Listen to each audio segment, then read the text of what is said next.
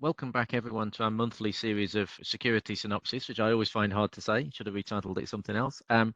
So we've got some audience coming in, but as you know, this is available on video and a YouTube channel near to you. So I'm going to say very special thank you to Jorij Abraham for joining us live from the Netherlands. Two reasons: it's a public holiday in the Netherlands today, and also I think George has come down with flu. But as he's an excellent trooper and in the fight against international cybercrime and scams, he's dragged himself away from his sickbed today to be with us. So thanks again, George. Today representing the Global Anti-Scam Alliance and Scam Advisor.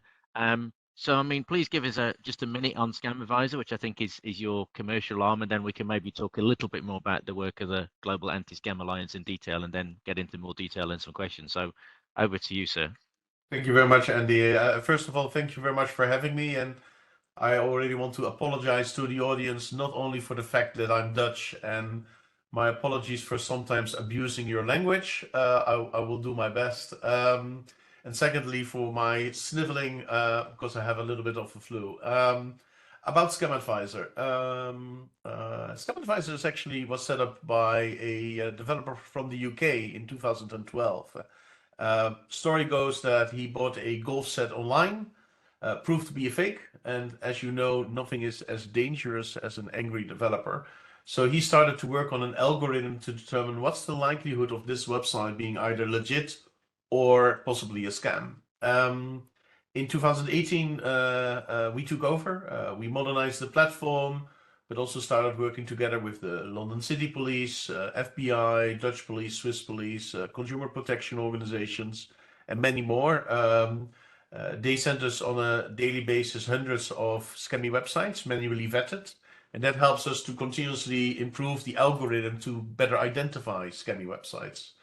And nowadays we have more than 5 million unique visitors per month from all over the world. But more importantly, we also share our data with, of course, law enforcement, consumer protection organizations, security companies, antivirus companies, a well-known search engine based in California with a terrible non-disclosure agreement, and also social media to protect consumers better from scams. And that's in the end our goal. Brilliant. No, and by the way, no apologies for English. I'd rather we did this in English than Dutch, but so thanks again for helping us with that. So I guess if we paraphrase that, you effectively, or Scam Advisor is a commercial operation, but sort of a public-private partnership between willing law enforcers. And I guess I speak to lots of people who always moan at me over a coffee and a beer that, why don't the police just go and arrest all these criminals, which we know is difficult, and people think that the police are doing nothing about this. So I think that's amazing work. And again, if people wanted to go and use Scam Advisor, it's a free service, and I would just go to scamadvisor.com, I'm assuming, and I can just check out if I think a website's dodgy, I can go and get your informed opinion, I guess. Yeah, no, that's indeed the case. So it's free for consumers. They can go to Scam Advisor, type in any domain name, and we automatically start gathering as many data on that domain name as possible. So just to give you an example, you type in webshoppy.co.uk, then we start the analysis process. We recognize in the technology being used that it is indeed an online store. It sells consumer electronics, but we also see that's actually based on a server in Romania, which is fine. But if they are offering consumer electronics from Romania to the UK, we become a little bit suspicious. So we lower the trust score we give to every website a little bit. Then we also scan review sites such as Trustpilot, Sitejabber, etc. And we see that they have hundreds of 5-star reviews. But we also see in the Whois data that the website is 5 days old. You cannot be 5 days old and have hundreds of positive reviews. So we lower the trust score. And then we also look, for example, to the server. And on the server, we see 200 exact copies of the same website, just with a different name. That's very suspicious. So we lower the trust score, etc., etc. That's basically how it works. Brilliant. And I think, and a live example today, I was just saying to our colleagues here in Nottingham, I've just had a CEO of one of our customers text me saying that they're being ransomware live, and I know we all talk a lot about about ransomware and malware, and if you like, the sexy end of combating cybercrime. We spoke on the call last week with Stop Scams UK about stopping fraud, which is a big vehicle. I guess, to put you on the spot, can we say that if somebody is selling, let's say, a dodgy settee or a dodgy train set, that they're probably also distributing malware? Is there a lot of common ground there? There's definitely an overlap. I mean, the most popular scams are online shopping scams. So you order a product, you never get it, or you get a fake. Where we see definitely a lot of malware distribution is in, oh, I want to watch the latest movie in the cinema for free. So that's in the, should I say, the adult content sector, and in the movie sector and illegal music downloads, that's how malware often gets on the computers of employees. And that's also what we want for, because I mean, websites which are offering movies for download for free, those are in effect scams. Yeah, exactly. And a bit of a personal war story. A guy in my local pub said he bought an Amazon Fire Stick for £50 cash from someone. It meant he didn't have to pay Amazon anything to watch movies. And he said, well, they don't pay tax, so that's okay. And I said to him, well, number one, dude, you're not Robin Hood, which is appropriate as I'm based in Nottingham at the moment. But I said, you've basically got a Chinese manufactured USB stick, plugged it into your computer, and you're breaking someone's copyright. Do you not think they're stealing all of your bank details? And the guy went a very funny colour and ran home straight away and unplugged the thing and put it in the bin. So I guess that's kind of a lot of the space you're seeing. So I mean, that, for me, that's a good intro into your other work is with the Global Anti-Scams Alliance, your not-for-profit organization. So tell me a little bit more about that, because I know that we can probably talk about deep fakes and phones and those kind of things. So go for it. Sure. Scam Advisor is doing a good thing, protecting consumers, helping them check out websites, but it's not solving the issue behind it. And the issue behind it is that scammers operate globally. Only, how should I say, uh, yeah, only the stupid ones scam in their own country. Because as soon as you scam from across the border, the chances of getting caught are, and this has been researched, 0.05%. So we as consumers, we cannot get a free lunch, but the scammers actually can. Because if you scam from across the border, you're not going to get caught. It's very easy to set up scams, and it's very financially rewarding, unfortunately. So that's the reason why we set up the Global Anti-Scam Alliance, in short, Gaza, where we bring together policymakers from governments, consumer protection organizations, law enforcement, and the commercial sector to discuss, share insights on the latest scam trends, but also really define concrete solutions on how we can fight scammers better globally. No, brilliant. Thanks for that. And I guess on this call, we have a lot of customers who are logistics organizations. So they ship product from A to B. We all know that's a big scam vector. Fake Absolutely. text saying that something's turning up. Please click on this URL for your Hermes parcel, for example. Other delivery people are available. And I guess we also have a bunch of people who are manufacturers and retailers. So I guess the two questions here: how can they get involved with the Global Anti-Scam Alliance, or moreover, if Node4 ourselves are providing them with services, how can we help to join the Global Anti-Scam Alliance? I guess on behalf of our customers, it's as you know, I think everybody on this call knows, I'm always keen to share threat intelligence to take criminals down. It feels like that you're right in the eye of that storm. Yeah.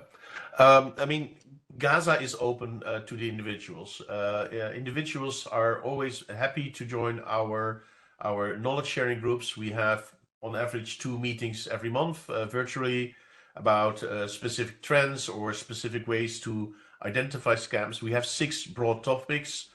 Research, which is more the scientific part of scams, mainly focusing more on consumer awareness. We have one which is more technical on automatically identifying and recognizing scams. We have a group for law enforcement officers, which is sometimes open to non-law enforcement officers. And we have a group called fraud fighters or fraud investigators. All the groups are open. If you go to gaza.org, you can see when we have events. We do some vetting because we are also popular among scammers. So please, if you subscribe or if you want to join one of our groups, then use your company email address. But in general, we are very willing to share as much knowledge on scams and how to identify them. And of course, the audience is also very welcome to send us scammy domains and share experiences, because the more experiences we share, the better we can fight them. No, that's brilliant. So if one of our customers had, let's say, an anti-fraud department, the individual would join Gaza and say, I've just picked up this latest fraud vector. Because one of the things that if I can applaud criminals for anything, I'm constantly amazed how criminals tend to outwit the rest of us and think up brand new schemes that we could, because we're all the good guys and girls, we would never have thought of in a million years. So I guess the way this works is somebody in one of our customers or in our SOC or anybody who spots that new vector, if they get into this kind of stuff, they could join Gaza and then contribute that knowledge. And then I'm a great believer that I don't need to do threat hunting. Somebody on the planet will have been attacked before us and before our customers. The challenge is getting hold of that information, and people aren't good at sharing. So that sounds like the perfect kind of audience of people who could join, yeah? Yeah, correct. And you're right. I mean, very honestly, scammers, I think, are the best marketeers on the planet. It's incredible how fast, if anything happens, if it's a storm, if it's a war in the Ukraine, even the death of your Queen Elizabeth, within a day it was misused by scammers. Do you want to buy tickets for the funeral for £5,000? And there were people who actually bought those thinking they can attend the funeral. They're great marketeers, unfortunately. I think during COVID was the big wake up call for me, a global pandemic. And because the World Health Organization didn't have a thing called DMARC turned on, which, as many of you know, I'm a big fan of, and so is George, and so should we all be. The amount of people who impersonated the World Health Organization during COVID and gave out not only information, but they were selling COVID vaccines, and people bought this stuff. But you like to think everybody be better than that. But with a population of 4 billion people on the internet to go after, I guess it's one of those everything counts in large amounts. It's a game of statistics, isn't it? But I think you have to go further than DMARC. May I share a story, Andy? Please, this is why we're here, mate. Yeah, go for it. We see more and more often that companies are being misused by scammers, and it's not only DHL, FedEx, which are the standard misused brands for phishing. Yesterday, I had a French company, and they sell office equipment and chairs and desks to other companies. And they got an order from a large French retailer. So they shipped the products, and they didn't pay. So finally they started calling and they said, "Well, we never ordered with you." What happened is that the scammer used a domain. They just acquired the domain name with the name of the retail company in there and some other word. So the office supplier thought he got a legit order from an email address from that company. It was shipped to a completely different address. The stuff was sold on eBay. The scammer got his money, and the office supplier, yeah, he had a fake order from wire. And so scammers, you really have to also monitor how is my domain, how's my brand name being used on the internet. Are scammers starting to misuse it to trick my suppliers or trick my customers? So picking ourselves, somebody could buy orders-node4.co.uk completely legitimately, and then people think it's the Node4 order desk, and therefore bad things Yeah. happen. And I always find this interesting because I find purists who say, well, that's not cybercrime. We shouldn't block that on a customer's firewall. And I think if we know somebody's doing a bad thing, we almost feel morally obliged to do something. But I struggle sometimes to motivate enterprises to do the simple things, to share this information. We were just talking before the call about once you become a victim, you're very motivated to get angry and take action. In fact, I love your story about Scam Advisor. It's all from a guy who was scammed and built a angry developer builds software, saves the world. You know, that's a proper news headline for me. But talk to me from Gaza and Scam Advisor's point of view. How are you finding this challenge? Are people as reluctant and skeptical as maybe I'm suggesting? I'm not sure I understand your question, Andy. We I, do see. Sorry, please. Yeah, I was saying when when people want to, when I ask people to report fake texts to 7726 in the Yeah, UK, or report phishing emails to either us or to report at ncsc.co.uk, the amount of people who do that, I think, is in the 2 or 3%. People always go, I can't be bothered, I'm busy. Oh well, I got scammed. I knew this was a scam, but it didn't hurt me. They struggle to make that move until they have actually lost some money. And then they want everybody to go save them and it's everybody else's fault but themselves. I understand that emotion. Is that a fair reflection of people's reticence to do the right thing? And is it improving? Is it getting worse? What are your thoughts? it's getting. We have a big issue with scams not being reported. We know from different countries that the global average is about 7%, probably lower, but that's what we got. 7% of all scams are actually reported to any organization, not only law enforcement, but also the credit card company, the bank, or so we have a few big problems here. One is people are reluctant to report scams for several reasons. One is they feel a little bit humiliated. How could I have been so stupid?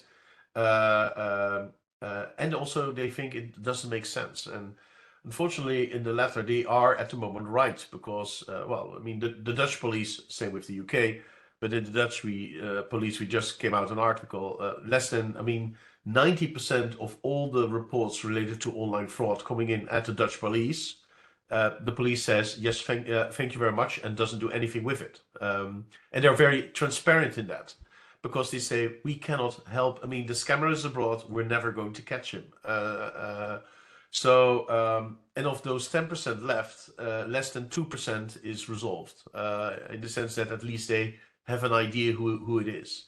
So consumers naturally are saying, well, what's the use? The problem is that if we don't report, the scammer wins. And I think it's really crucial that we as consumers keep on reporting because that allows law enforcement to start connecting the dots. And that's exactly what also Scam Advisor is trying to do by combining reports from the UK with France, with Brazil, China, and the US. You suddenly see that a scammer, which seems to have maybe scammed one or two people in one country, actually scammed 800 people across 70 different countries. And that's the importance of reporting scams, because then you for law enforcement you can identify entire scam networks, and that makes it for law enforcement more interesting to pick up because then they can have a big impact. But it's problematic. I mean, I just had a discussion last week with the Belgium Cybersecurity Center, and there's an idea in Belgium that okay, if a scam has less than 2,500 euros is stolen, then police doesn't have to pick it up. You're communicating to scammers that you can scam as long as the amount is lower than So 2,500 they're gonna scam 2,499 straight away, yeah? every time. Yeah, it's That's a amazing. terrible idea, a political idea, and we should really keep on reporting. But I do realize that it's not very motivative at the moment. I mean, you also had some challenges with action fraud in the UK. They got some bad publicity, but very honestly, from an outsider, as a Dutch person, I'm very jealous about action fraud because at least scams are reported, and it has made it very visible that scams and fraud are a major issue, not only in the Yeah. UK but worldwide. Yeah, and clearly I'm not authorized to speak on behalf of the UK police, but I think they've recently got very close to 1 million calls a year. And certainly, as you say, that metadata goes in there, even though people know there's no arrest, it's that if you don't shout about it, we don't get the data, you don't get the stats. So it's actually good to see that. I think the useful thing out of that is it's for me, it's the G in Global Anti-Scams Alliance, is the fact I know you're based in the Netherlands, but you're really running a global not-for-profit organization, and this is a global problem, as you said. It's trans-border, pan-border.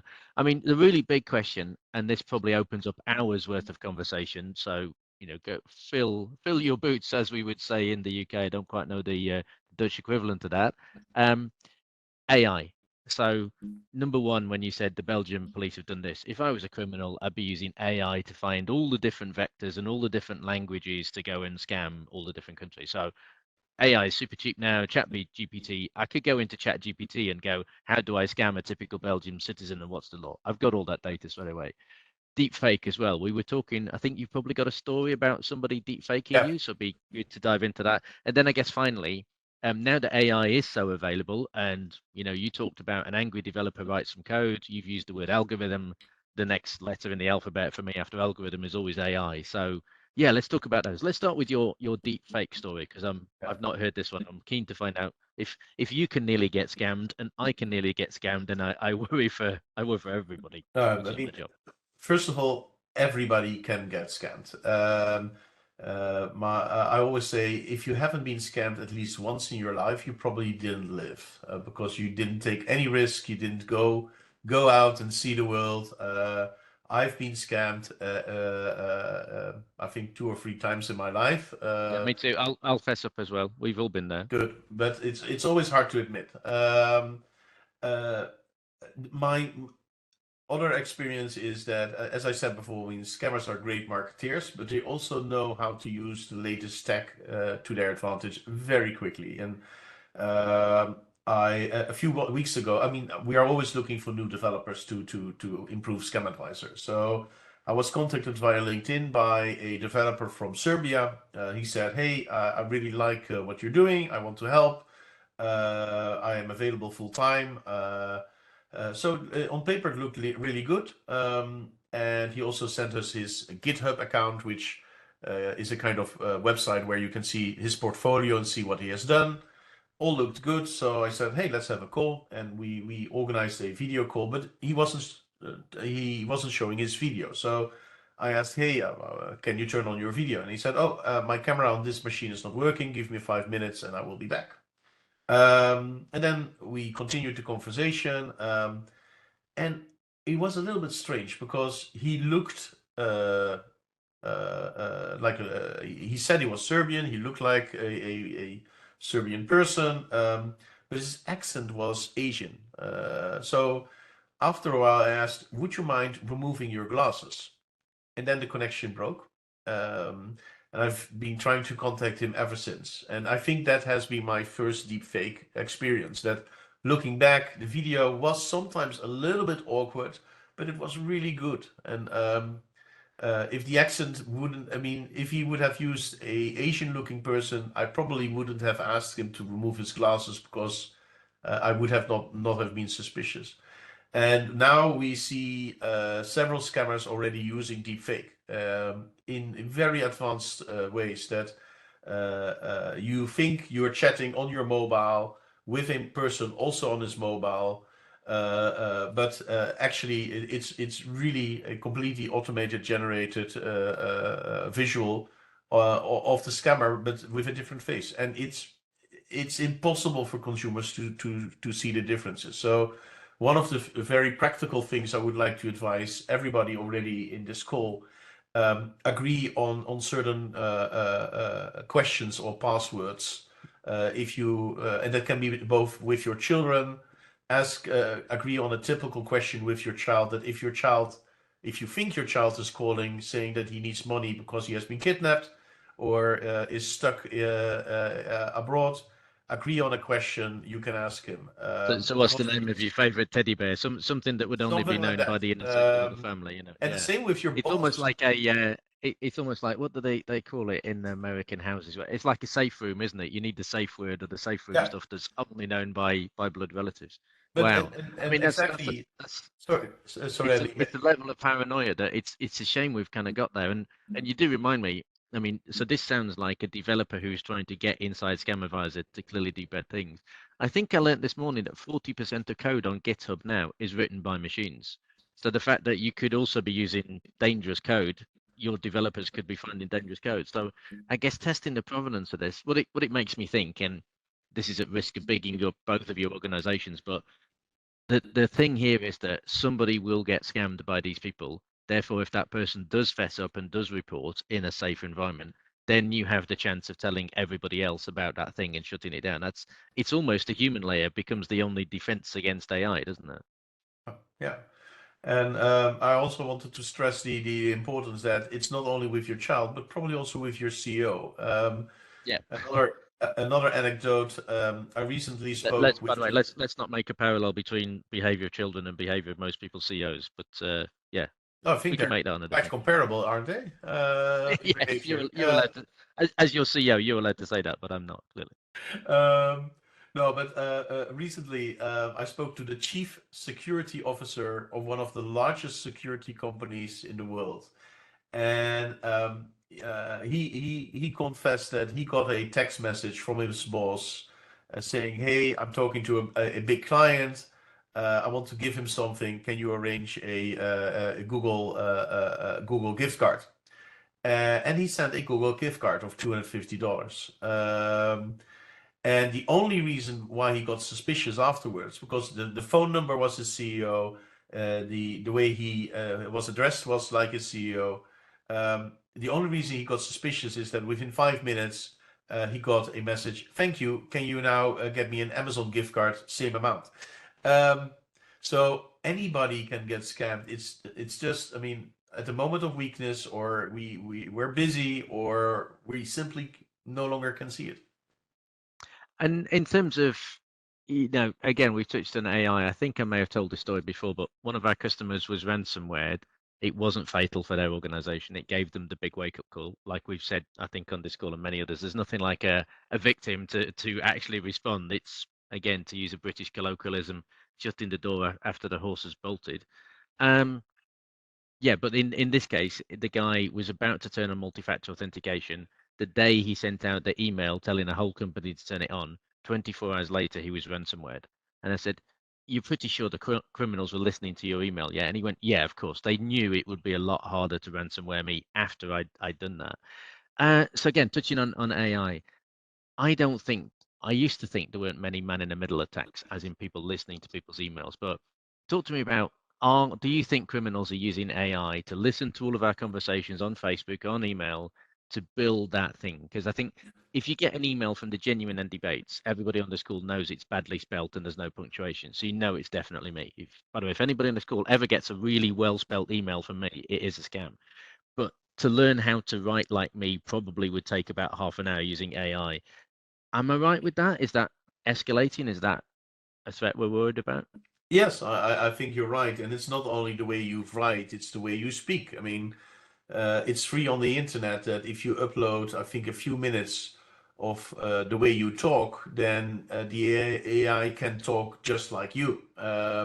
So voice, video, the way we write, everything can be copied, and that's I think the importance of what you called the secret question or the password or the code. Or we need to start protecting us again in other ways to remain safe. And it becomes an arms race, doesn't it? I was just thinking that, if I were to ask my wife always to tell me the secret word every time she speaks to me, that's on the phone, obviously, not in the house. That's maybe a world of healthy paranoia that we don't like, but eventually it also suggests that somebody will know what that secret word is, and then you go to a different level of arms race. Yeah. So that's the situation we're in. And for the record, I am positive. I mean, at the end of the 90s, and we are of that age that we remember that period. We also thought that viruses were going to take over the world, and in the end, we got on. I mean, malware still a very big issue, but much better under control than in the end of the 90s, where we saw some viruses really taking on hundreds of servers, or thousands, or 10,000s of servers at the same time. So in the end, I do believe that we are able to raise the bar, but you're right. It will always remain a arms race where we raise the bar and the scammer becomes smarter. The only Yeah, trick is to raise their cost, because that's the only way to combat it. We will never be safe, but we can make life harder for them than we're currently doing. no, totally. And I completely applaud that. And I guess the other thing, which is very selfish, is if you make it harder for the scammer to attack you, they're going to attack your next door neighbor, which is unfortunate for your next door neighbor. But eventually, that next door neighbor becomes zero, and then the scammers move on. But it is one of those sharing things. I'm conscious we've been talking for half an hour. It'd be interesting to see if we do have any questions from the floor. I know we're still recording, so I guess before we shut the recording down, I mean, George, I want to thank you again, especially under the mitigating circumstances of a public holiday and the flu. So you've fought through this excellently, and we therefore know it's the real George, because a fake one would Thank you. never get the flu on a public holiday. So always dial in when you've got a communicable disease as a way of proving it's really you. I mean, give me the three tips. To sum up, I think you've covered it, but the three things we would recommend. I'd like to think both individuals and corporates should do to reduce the impact of scams. Yeah. Now, maybe Please. first let me stress that scams are not only a private concern; it's also a business concern for several reasons. One, there are a enormous amount of B2B scams in the market, and I understood, Andy, that there are some delivery clients in the audience. I mean, we all know about, hey, we send you your package. Click here to make to pay your custom fees, etc. But more importantly, is we see a lot of scammers targeting businesses with non-existing delivery companies, non-existing wholesalers, non-existing container shipping. The amount of, I mean, scammers are seeing that, hey, it's a lot of work to scam a consumer for 10,000 euros. It's much easier to scam a company for 10 million euros. So you do have to also, it's not only phishing, it's not only malware, it's also a lot of B2B scams in the market. That's one. And two, you also need to protect your employee privately, because what do you think happens if one of your employees invests in a cryptocurrency return on investment program of 10% per week? I know it sounds idiot, but you would be amazed how many people fall for it.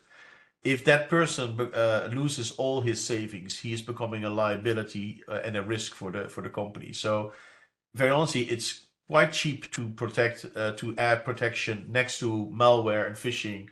Add protection on scams to your internet security layers, and it's worth it because you don't want to have your employees use your company credit card on a fake hotel booking website, and you also don't want them to fall for scams privately because it's in the end going to cost you money.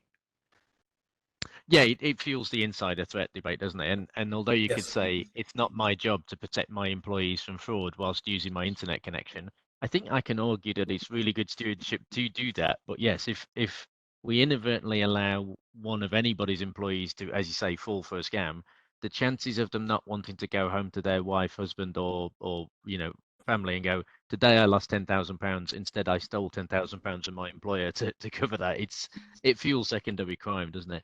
And I guess the one thing which you probably are not allowed to say on this call, but I feel I am, scamadvisor.com, free website which you go to, you can check if something's a scam. I guess if I was a logistics company, if I emailed my customers or texted my customers to say your package has arrived, if you don't believe it, please go to scamadvisor.com to check out that I am the genuine article. That's a brilliant way of proving it. You're almost like multi-factor authentication for the website, for the internet, yeah? So yes, I think we will be recommending to all logistics and manufacturing people on this call to point people there. Just before we open it up for questions and shut the recording down, I know you said it at the start, but how many reports per month did you say Scamavisor gets? And if you don't mind telling me, how many domains do you think are genuinely criminals at the top rate of your ranking? We scan more than 1 million new domains every month. Those are entered by consumers. 1 million new. We rescan about 2.5 million. Of those 1 million new websites, about 20%, so 200,000 websites, we consider very likely to be scams. So it's the number of new sites started up by scammers is incredible, and we So, only so see only this growing. yeah, exactly. So by crowdsourcing, it sounds like approximately 2.4 million dangerous websites, some of which will contain malware and other bad things, are reported to you by the Joe public, by people like you and me, by people in the street, which is Yep. amazing. Yeah.